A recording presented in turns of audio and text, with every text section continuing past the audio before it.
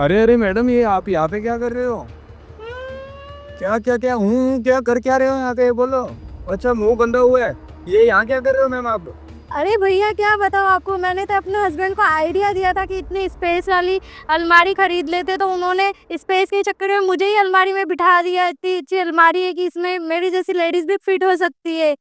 अरे भैया वो तो ये भी बोलते हैं मैं ज्यादा बोलती हूँ। क्या मैं ज्यादा बोलती हूँ? क्या बात कर रहे हैं?